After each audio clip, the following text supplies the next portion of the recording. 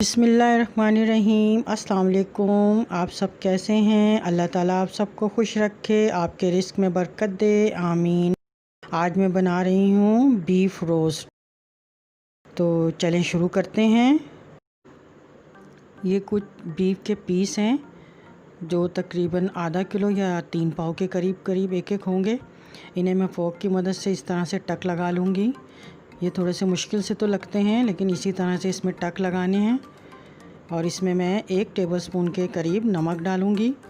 नमक ज़्यादा नहीं डालना है क्योंकि हमने इसको बिल्कुल खुशक करना है। और इसमें मैं अदरक लहसुन का पेस्ट डालूँगी, तकरीबन आधी प्याली या 5-6 टेबलस्पून के करीब। ये अदरक लहसुन मैंने डाला है। अब मैं इसमें 2 नींबू दरमियाने साइज़ के डालूँगी, जिससे इसका टेस्ट बहुत अच्छा हो जाएगा और गोश्त गल भी जल्दी जाएगा। तो ये नींबू इसमें मैंने डाले। इसके बीज निकाल के डालने हैं ताकि बीज में कड़वाहट होती है। नींबू डालने से गोश्त बहुत जल्दी गल जाता है और गोश्त टेस्टी बनता है, जायका अच्छा आ जाता है। इसमें मैं पानी अब तकरीबन डाल रही हूँ इतना कि गोश्त अच्छी तरह से इसमें गल जाए। और अब इसको मैं तकरीबन 4 से 5 घंटे पकाऊंगी। 10 मिनट के लिए इसको तेज़ चूल्हे पे पकाऊंगी और उसके बाद हल्का चूल्हा कर दूंगी, बिल्कुल स्लो फ्लेम।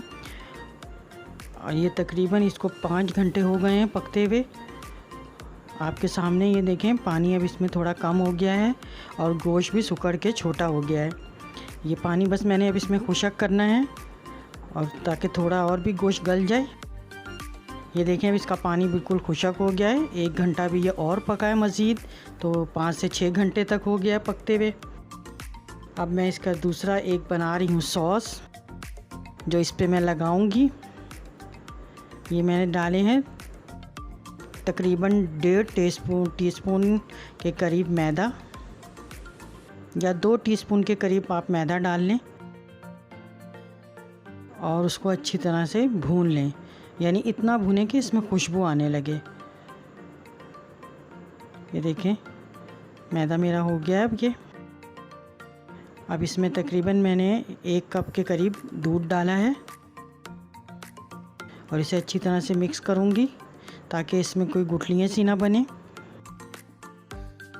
और इसमें मैंने हाफ़ टी स्पून के करीब काली मिर्च डाली है, ब्लैक पेपर डाली है।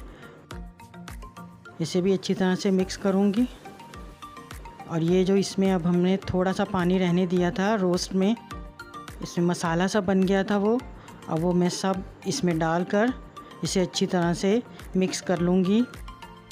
ये सॉस बहुत अच्छा बन जाता है, या आप रोस्ट से भी खा सकते हैं इस पे लगाकर, या मज़ीद और भी कोई बहुत सी चीज़ों के साथ खा सकते हैं, टिक्के के साथ। और गोश्त की बनी हुई बहुत सी चीज़ें होती हैं जिसमें हम इसको डाल के मिलाकर खा सकते हैं। ये देखें, अच्छी तरह से इसको मैंने मिक्स किया है। अब इसमें मैं डाल रही हूँ 1 टीस्पून के करीब सिरका, ये भी मिक्स करूँगी। और अब इसमें मैं डालूँगी थोड़ी सी हरी मिर्चें, बिल्कुल बारीक कटी हुई, और इसे मिक्स करूँगी। अगर आप मेरे चैनल पे नए हैं तो प्लीज़ मेरे चैनल को सब्सक्राइब करें और बेल आइकन का बटन दबाएं, ये बिल्कुल फ्री है। ये अच्छी तरह से मिक्स हो गया है। देखें, अब ये गाढ़ा होने लगा है। इसे मैंने 5-10 मिनट बस पकाया है। ये अच्छी तरह से अब गाढ़ा हो गया और ठंडा होकर मज़ीद और गाढ़ा हो जाएगा ये। इसे मैं प्याली में निकाल कर थोड़ा ठंडा करूँगी।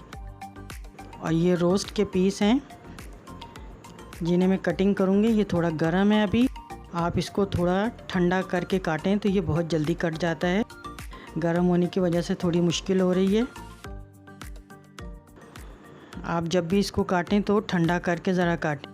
ये देखें, ये पीस इसी तरह से काटने। ये बहुत मज़े का बनता है। मैं तो तकरीबन इसे ईद में ज़रूर बनाती हूँ अपने बच्चों के लिए। मेरे बच्चे बहुत शौक़ से खाते हैं। ये देखें, इसको इसी तरह से पीस बनाकर और मैं इसको फ्राई करूँगी।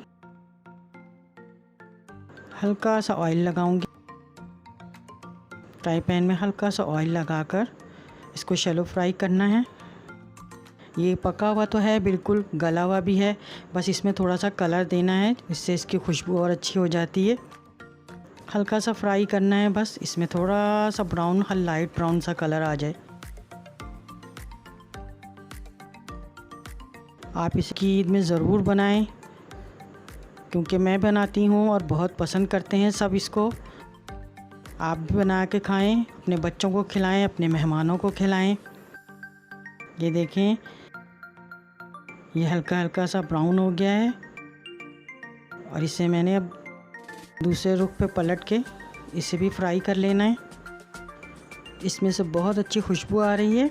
अब ये देखें, सारे मैंने फ्राई कर लिए हैं। अब इन पीसों के ऊपर मैं वो जो सॉस मैंने बनाया था, पेस्ट की तरह बन गया है वो, ठंडा होकर अब मैं इनके ऊपर लगाऊंगी। वो जो दूसरे पीस हैं, ये आप इन्हें फ्रिज में काफ़ी अरसे तक रख सकते हैं, ये ख़राब नहीं होता है।